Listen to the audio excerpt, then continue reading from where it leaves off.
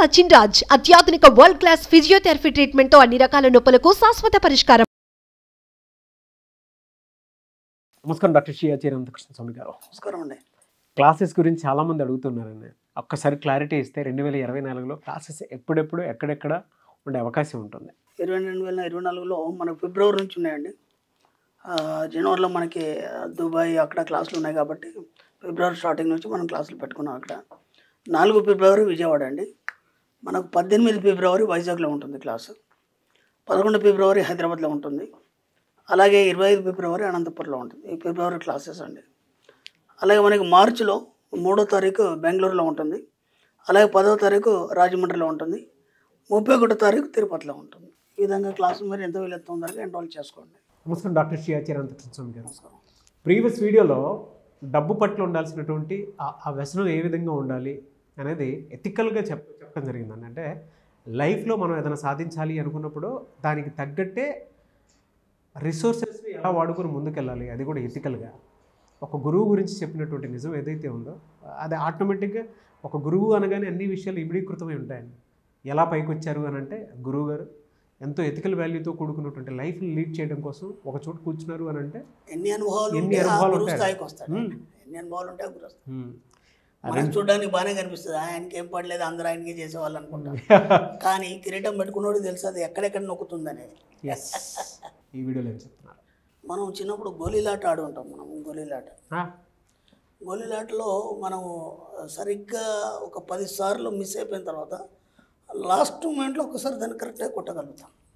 Okay, మన స్నేహితులు ఉన్నారు కొందరు, మనం మాట అంటాం, ఎప్పుడు వాడే గెలుస్తాడరా, ఎప్పుడు వాడే గెలుస్తాడరా అంటే వాడు ఎప్పుడు కరెక్ట్ కొట్టగలుగుతాడు వాడు. ఓకేనా, ఏదైనా కావచ్చు. కొన్ని ఆటలలో మన ఫ్రెండ్స్ ఉంటారు కొందరు, అందరికీ కాన్ఫిడెన్స్ అంటే వాడే గెలుస్తాడు. ఓకేనా, మీరు ఎందుకు గెలవలేకపోతున్నారు? ఇక్కడ విచిత్రం ఏం జరుగుతుందంటే ఒక ఆట కావచ్చు, ఒక చిత్రలేఖనం కావచ్చు, ఒక శిల్ప కావచ్చు, ఒక శిల్పాన్ని చెక్కడం కావచ్చు, ఏదైనా కావచ్చు, ప్రతి దాంట్లో ఒక ఏకాగ్రత అనేది ముఖ్యం అన్నారు. ఏకాగ్రత అంటే ఏంది అంటే నీ దృష్టికి తదేకంగా దాని మీదే ఉండాలి.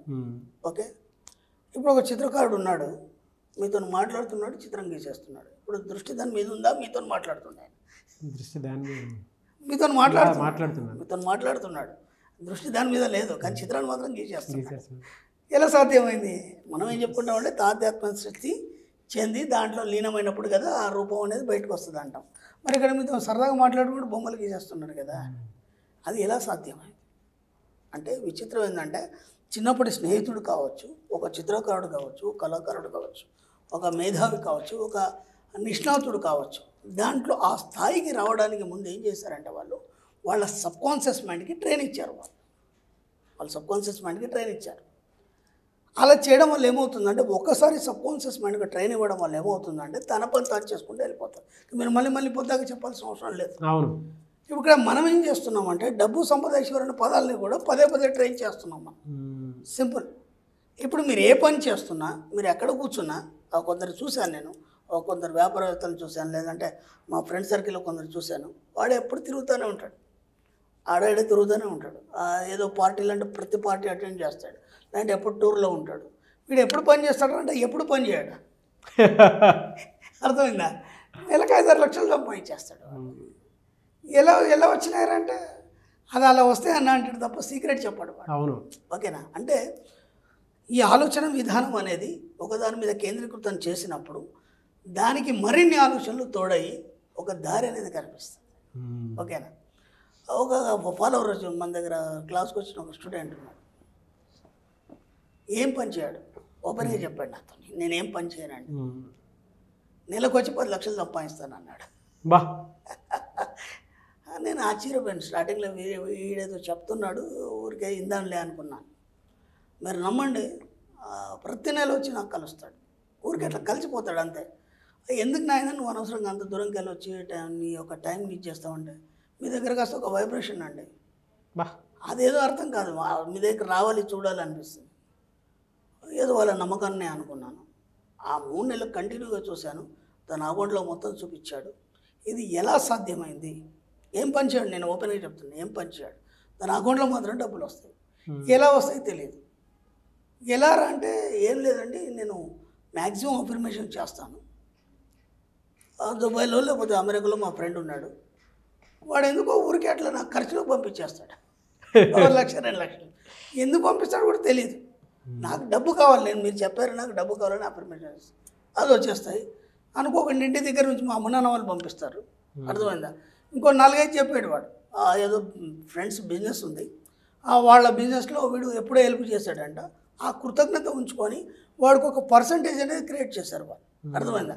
వాడికి ఎంతన్నా రాని ఆ బిజినెస్లో వచ్చి ఆ పర్సంటేజ్ వీడికి పంపిస్తాడు. అంటే అతను పని చేయలేదు, కేవలం అఫర్మేషన్ చేశాడు, కేవలం డబ్బు మీద చేశాడు, ఆటోమేటిక్గా డబ్బు రావడం అనేది మొదలైంది. నేను ఇంతకుముందు గతంలో ఒక వీడియోలు చెప్పినా, మీరు డబ్బు కోసం పని చేస్తారా లేదా పని కోసం చేస్తే డబ్బు వస్తుందా? మనం ఎగ్జాంపుల్ చెప్పుకున్నాం, మనం సంజయ్ లీలా బన్సాలి అని చెప్పేసి పెద్ద డైరెక్టర్స్ ఉన్నారు, ఏఆర్ రెహమాన్ ఉన్నారు.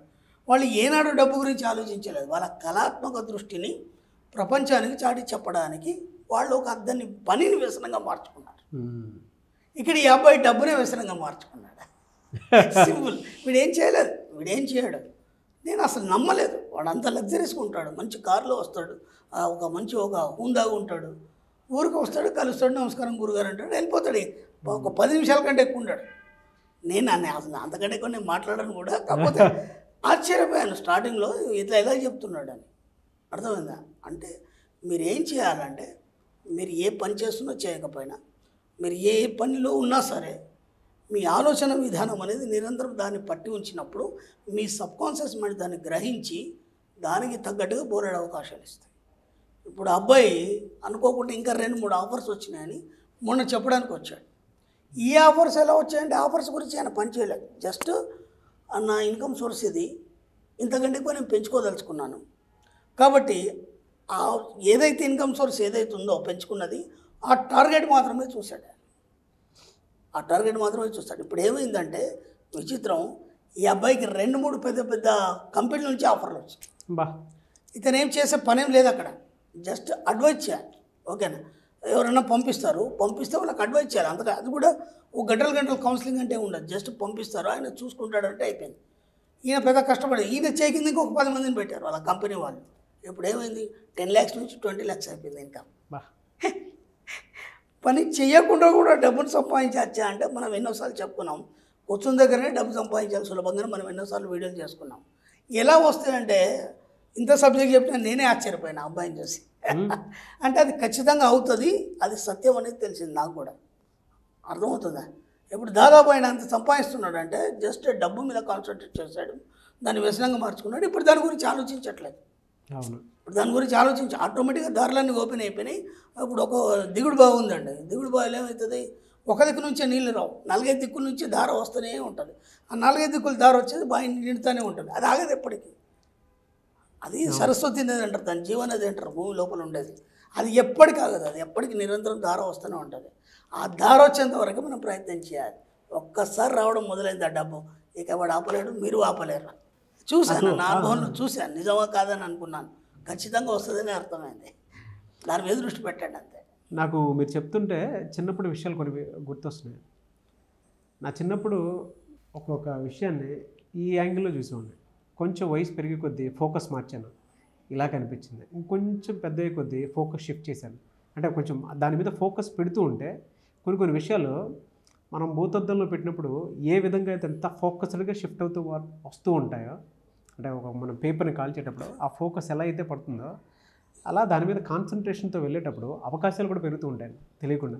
అంటే ఇప్పుడు ఆ గోలీ కొట్టేవాడు ఎవడైతే ఉన్నాడో, మనం కొట్టాలంటే కొద్దిసేపు కాన్సన్ట్రేట్ చేసి దాన్ని కొట్టాలి. అవును. వాడు ఎలా గెలుస్తాడని తెలుసు కదా, వాడికి అది చాలా ఈజీ. వాడు ఇలా కొట్టేస్తే తగిలిపోద్ది, ఎందుకంటే సబ్కాన్షియస్ మైండ్కి ట్రైన్ ఇచ్చాడు, నేను ఎలా కొట్టే తగులుతుంది.